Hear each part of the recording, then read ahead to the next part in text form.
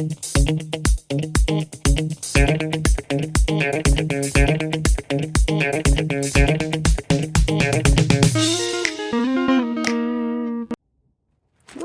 hi.